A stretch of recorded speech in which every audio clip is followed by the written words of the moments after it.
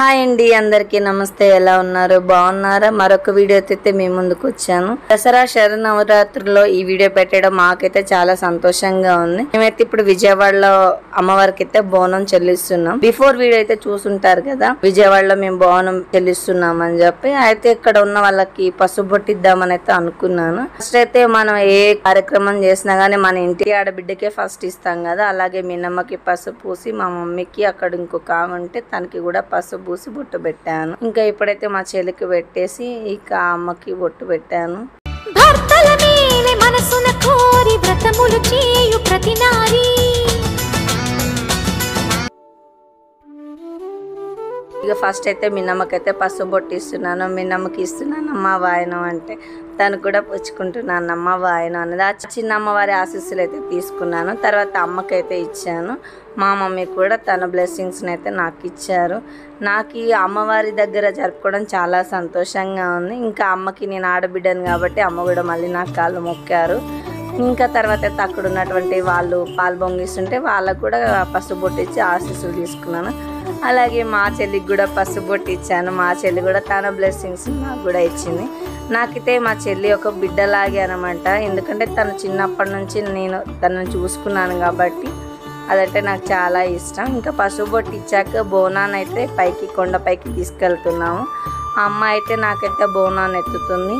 ఈ బోనం పట్టుకొని ఆ అమ్మవారికి నేను ఎంతో ప్రేమతో బోనం తీసుకెళ్తున్నాను. ఈ బోనం వీడియో దసరా శరన్నవరాత్రి పెట్టాలి అని రాసి పెట్టుంది అనుకుంటా. అందుకే ఆ అమ్మ ఇన్ని రోజులకి ఈ వీడియో పోస్ట్ పోన్ చేసింది. ఇప్పుడైతే అమ్మవారికి బోనాన్ని ఎత్తుకుని అయితే మెట్ల మార్గం ద్వారా కొండపైకి అయితే మేము వెళ్తున్నాం. ఇప్పుడైతే మెట్లపై నుంచి వెళ్తున్నాను, చూసేయండి.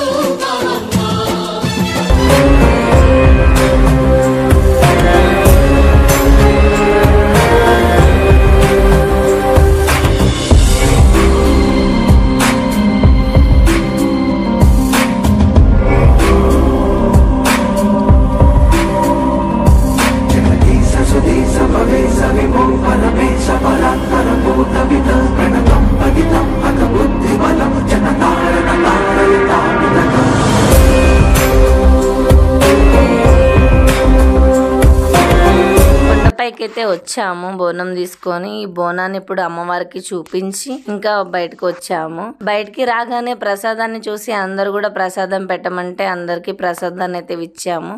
ప్రసాదం అయితే చాలా వేడిగా ఉంది, కానీ ఇంకా వాళ్ళు వచ్చి పెట్టమంటే ఇక అందరికి ప్రసాదాన్ని అయితే ఇచ్చాము. అలాగే మా పిల్లలు కూడా కొంచెం టేస్ట్ అయితే చేశారు. ప్రసాదం అయితే చాలా బాగుంది, ఎందుకంటే అమ్మవారికి చేసింది కాబట్టి చాలా బాగుంది.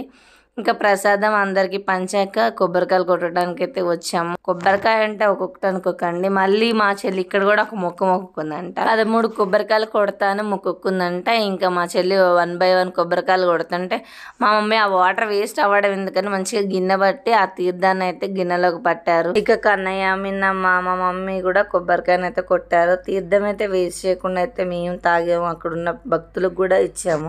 ఎందుకు అమ్మవారి దగ్గరికి వెళ్తే మాకు చాలా పాజిటివ్ వైబ్స్ వస్తాయి అనమాట. మాకే కాదు అందరికీ అలానే ఉంటుంది. ఎందుకంటే ఆ అమ్మ చూపు అంత చల్లగా ఉంటుంది కాబట్టి మనందరం కూడా క్షేమంగా ఆయురారోగ్యాలతో ఉన్నాము. ఈ దేవి నవరాత్రులలో ఈ వీడియో పోస్ట్ చేయడం మాకు చాలా సంతోషంగా ఉంది.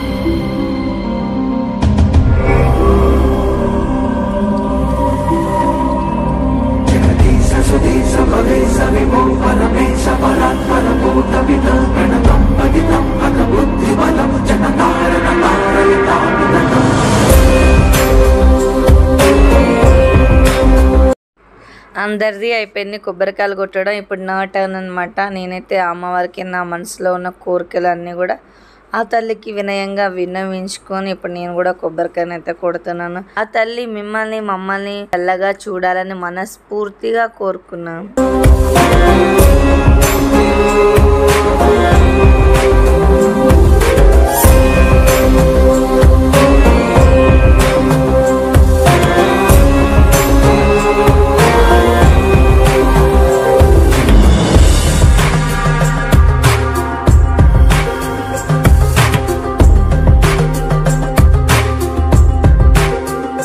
ఇక్కడ కూడా పసుపు బొట్టు ఇచ్చాను. దేవి నవరాత్రులలో పసుపు బొట్టు ఇవ్వడం చాలా మంచిది. ఈ నవరాత్రుల్లో ఎవరైతే అమ్మవారిని నిష్టగా కోరుకుని మంచిగా పూజలు చేస్తారో అలాంటి వారిని ఎప్పుడు ఆ అమ్మ వదిలిపెట్టదు. ఇంకా చిన్నపిల్లలు ఉంటారు కదా, చిన్నపిల్లలకి 1 to 11 years వరకు పిల్లలకి ఆడపిల్లలకైతే మనం మంచిగా పూజిస్తే ఆ అమ్మవారి ఆశీస్సులు మనకి తప్పగా లభిస్తాయి. ఎవరైనా వీలైతే వాళ్ళు కూడా ఖచ్చితంగా ఈ దేవి శరన్నవరాత్రిలో అమ్మవారిని మంచిగా నిష్టగా కోరుకోండి, అలాగే పూజలు చేయండి. మీకు ఏవైనా తీరని కోరికలు ఉంటే అమ్మ ఖచ్చితంగా తీరుస్తుంది.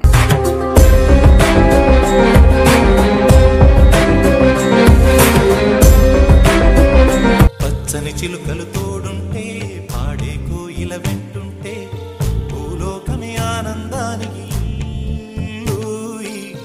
లోకంలో కన్నీరింక చెల్లు.